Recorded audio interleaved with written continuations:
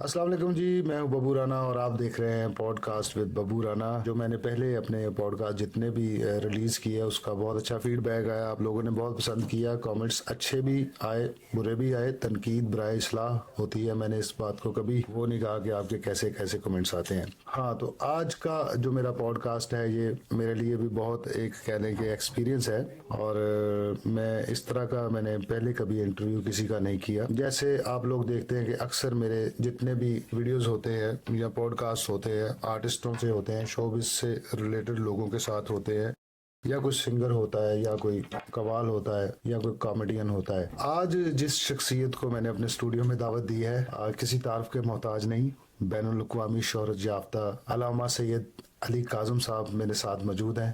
السلام علیکم سر۔ وعلیکم السلام۔ بہت شکریہ پہلے تو آپ آئے، اور میں تھوڑا نروس بھی ہوں کیونکہ لافٹر لینا اور چیزہ کرنا، مذاق کرنا ایک الگ چیز ہے۔ یہ آج جو میں نے آپ کے ساتھ نشست کا شرف حاصل کیا ہے، میں سمجھتا ہوں میری بڑی خوش قسمتی۔ سب سے پہلے آپ پاکستان سے کس جگہ سے ہیں؟ جی، میرا تعلق پاکستان پنجاب سے ضلع گجرات کی تحصیل کھاریاں کے گاؤں سینتھل سے ہے۔ ماشاءاللہ جی، وہیں ہی میری پیدائش ہے۔ اچھا جی، جی ہاں۔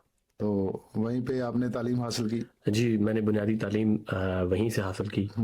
ایک سکول ہے نیشنل پبلک سکول امن آباد، میں نے اپنی بنیادی تعلیم کا آغاز وہیں سے کیا، ماشاءاللہ، اور میٹرک تک میں وہیں زیر تعلیم رہا۔ ماشاءاللہ۔ پھر اس کے بعد میں کھاریاں کے کالج، اسلامک ایشین کالج سے، وہاں سے میں نے ICS کیا، انٹر مکمل کیا اپنا۔ گڈ، ماشاءاللہ۔ اور UK آئے ہوئے کتنا عرصہ ہو گیا؟ پھر میں ذرا اپنا تعلیمی سفر آپ کو بتا دوں ذرا۔ ضروری، وہ بھی ضروری ہے۔ 2009 میں میں انٹر کرنے کے بعد سائپرس چلا گیا۔ سائپرس ایک یورپ کا ملک ہے، چھوٹا سا ملک ہے، گریس کے قریب، ترکی اور گریس کے درمیان۔ جی جی۔ وہاں پاکستانی طلاب زیادہ جاتے ہیں۔ میں وہاں اعلیٰ تعلیم کے لیے وہاں چلا گیا۔ پھر میں نے 4-5 سال وہاں اپنی تعلیم مکمل کی۔ ماشاءاللہ۔ بزنس میں نے بیچلر کیا، اور اس کے بعد ماسٹر کیا بزنس میں۔ ماشاءاللہ۔ تو اس کے بعد پھر میں مائگریٹ ہو گیا UK، اور پچھلے تقریباً 10 برسوں سے میں بریڈ فورڈ میں مقیم ہوں۔ اچھا علامہ صاحب، جب آپ کے پاس فری ٹائم ہوتا ہے تو اپنے دوستوں وغیرہ کے ساتھ بیٹھتے ہیں یا کیسے ٹائم پاس کرتے ہیں؟ جی، جب بھی میرے پاس کوئی فری اوقات ہوتے ہیں تو میں چاہتا ہوں کہ کسی روحانی شخصیت کی بارگاہ میں جاؤں اور اس سے کچھ سیکھنے کا موقع ملے۔ ماشاءاللہ۔ تو بریڈ فورڈ میں جب میرے پاس ٹائم ہوتا ہے تو ایک بڑی ہمارے پاس روحانی شخصیت ہے، بابا جی سید ناظم حسین نقوی اختر، اچھا، ایک بزرگ ہیں، 80 سال سے زیادہ ان کی عمر ہے، ماشاءاللہ، اور اہل بیت سے بڑی محبت رکھتے ہیں، اچھا، اور بڑے عارف انسان ہیں۔ ان کے پاس میں جاتا ہوں، ان سے کافی کچھ سیکھنے کا موقع ملتا ہے۔ ماشاءاللہ۔ اور ایک اور شخصیت ہیں جو میرے دل کے بڑے قریب ہیں، یہاں پہ ماتمی تنظیم ہے، مرکزی ماتمی دستہ UK، اس کے سالار بابا جی سید رخسار حسین نقوی صاحب، ماشاءاللہ۔ ان کی بارگاہ میں جاتا ہوں، ان کے پاس بیٹھتا ہوں، وقت گزارتا ہوں، اور بہت کچھ سیکھنے کا موقع وہاں سے بھی ملتا ہے۔ ایک اور شخصیت تھے عارف حسین جعفری صاحب، اب میرے دل کے بڑے قریب تھے، مولا کی بارگاہ میں چلے گئے ہیں، ان کے پاس میں بیٹھتا تھا زیادہ۔ اچھا، بزرگوں سے بہت کچھ ملتا ہے۔ جی، میرے خیال میں جتنی بھی عزت ہے یہ بزرگوں کی دعاؤں سے ہی ممکن ہے، اہل بیت کے کرم سے اور بزرگوں کی دعاؤں سے ہی ممکن ہے۔ بے شک۔ اچھا علی بھائی، بریڈ فورڈ میں آپ کو ماشاءاللہ 10 سال ہو گئے، جی، اور یہاں پہ کتنے امام بارگاہ ہیں؟ جی، بریڈ فورڈ میں باقاعدہ جو امام بارگاہ ہیں وہ 3 ہیں۔ 3 ہیں۔ انجمن حیدریہ بریڈ فورڈ، جس کے ساتھ میں ذرا زیادہ منسلک ہوں، اور اس کے بعد حسینیہ اسلامک مشن امام بارگاہ ہے، جی جی۔ اس کے بعد ایک امام بارگاہ بیت القائم ہے۔ بیت القائم، جی میں نے دیکھا، بیت القائم میں نے دیکھا، جی۔ ماشاءاللہ۔ تو وہ جو پراپرٹی ہے وہ کسی بندے کی ملکیت ہے یا گورنمنٹ کی ہے ادھر جو امام بارگاہ ہیں؟ نہیں، جو امام بارگاہوں کی پراپرٹیز ہیں، جیسے حیدریہ کی پراپرٹی باقاعدہ بائی کی ہے انجمن حیدریہ نے، اور حسینیہ بھی غالباً ایسا ہی ہے کہ انجمن کی پراپرٹی ہے۔ اچھا، گڈ، انجمن کی پراپرٹی، وہ تنظیم جو بنی ہوتی ہے۔ تنظیم جی، اس کی۔ میں نے تھوڑا سرچ کیا، آپ آئے تو یہاں اعلیٰ تعلیم حاصل کرنے کے لیے تھے، اسٹڈی، تو پھر یہ ذاکر علامہ اس طرف آپ کی ڈگر کیسے بن گئی؟ حضور، بچپن سے ہی مجھے شوق تھا ذکر اہل بیت کرنے کا، ماشاءاللہ۔ اور ہمارے گھر میں مجلس ہوتی تھی، ہمارے رشتہ داروں کے گھر میں مجالس ہوتی تھی، تو ہوتا یہ تھا کہ مجھے اکثر وہ کہتے تھے کہ آپ جو ہے نا اسٹیٹ سیکرٹری بن جائیں. وہاں پہ بچپن میں میں جناب نہیں، دعوت آپ کا دیتا ماشاء اللہ وہ ٹمبر بھی وہ ہے. تھا. جی الحمدللہ. تو وہ مجھے اکثر بزرگ کہتے تھے کہ آپ ذرا ذاکرین کو دعوت دیں کہ ممبر پہ آئیں. مجھے شوق تھا بڑا، اور شاعری کے ساتھ ایک بڑا لگاؤ تھا. مجھے بچپن سے شوق تھا. لیکن جب میں سائپرس گیا اس وقت میری عمر تقریباً 18 سال تھی. وہاں پہ میں تعلیم حاصل کرنے کے لیے گیا.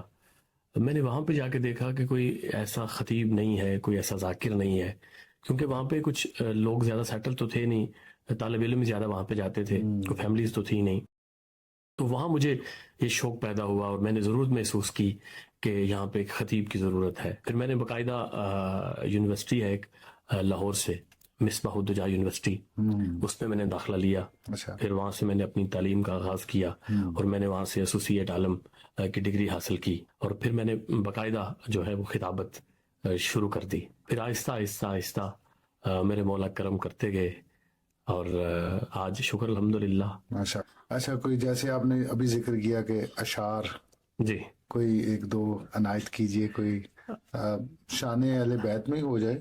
جی. مجھے اپنے استاد محترم کیونکہ وہ بہت اچھے شاعر ہیں، میں تو ان کا لکھا ہوا کلام ہی پڑھتا ہوں. جی جی. وہ بڑے اچھے شاعر ہیں، ان کے 4 مصرے میں پڑھنا چاہتا ہوں. جی بسم اللہ. کہ فضائے دشت میں لو تھی مگر صبا کر دی، آہا. فضائے دشت میں لو تھی مگر صبا کر دی، اور سکوت جاں کو زبان ولا عطا کر دی. آہا. فضائے دشت میں لو تھی مگر صبا کر دی، صبا کر دی. سکوت جاں کو زبان ولا عطا کر دی.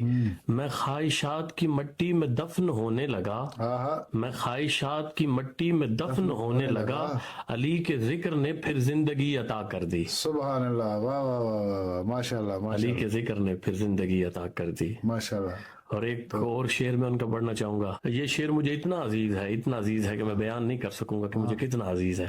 اپنی جان سے زیادہ عزیز ہے یہ قبلہ. آپ دیکھیں گے کہ شعر کی نوعیت سے آپ کو اندازہ ہوگا کہ یہ واقعی ہی اہل بیت کا طرز ہے ان کی قلم پر. واہ واہ. کہ میلاد مصطفیٰ کے جلوسوں کا راستہ، میلاد مصطفیٰ کے جلوسوں کا راستہ ہموار کر گیا ہے مہینہ حسین کا. میلاد مصطفیٰ کے جلوسوں کا راستہ ہموار کر گیا ہے مہینہ حسین کا. اور قطرے جبین ختم الرسل کے بنے نبی، قطرے جبین ختم الرسل کے بنے نبی، مسلم حبیب جون پسینہ حسین کا. سبحان اللہ. واہ واہ واہ. مسلم حسین، مسلم حبیب جون پسینہ حسین کا. جان ایلیا صاحب نے بھی بڑی، ان کے کوئی شعر آپ کو یاد ہو جان ایلیا صاحب کے؟ جون ایلیا صاحب کا ایک شعر ہے کہ اکبر کا جہاں سر ہے وہیں جون کا سر ہے. اکبر کا جہاں سر ہے وہیں جون کا سر ہے، شبیر کا زانو ہے مساوات کی دنیا. اللہ. اکبر کا جہاں سر ہے وہیں جون کا سر ہے.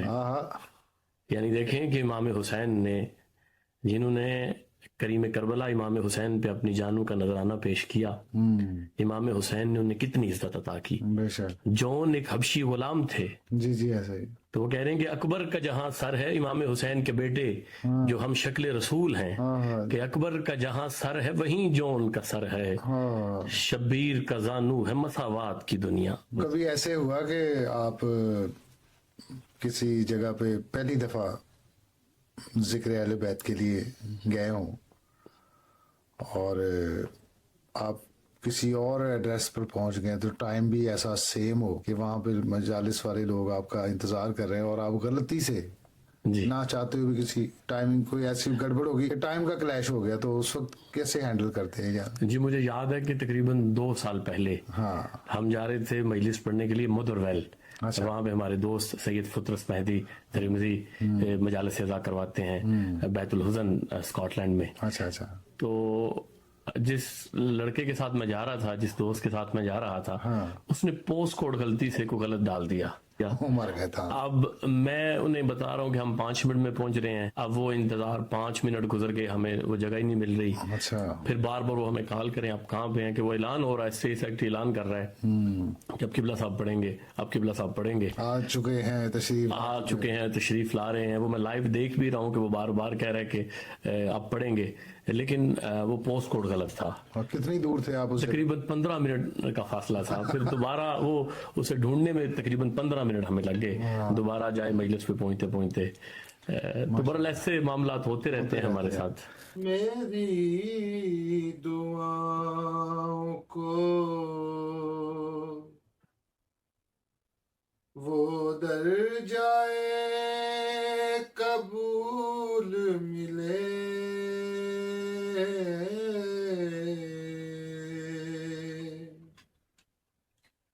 मेरी दुआओं को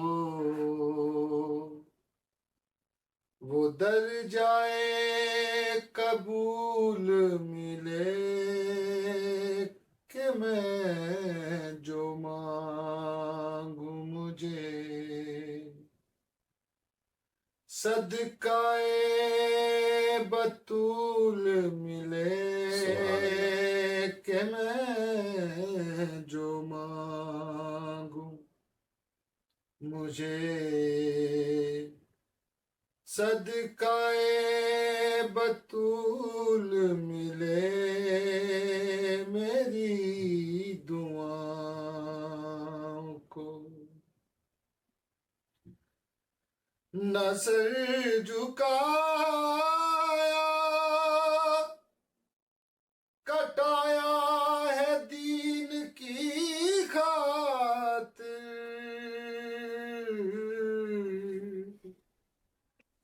न सर झुकाया कटाया है दीन की खातिर,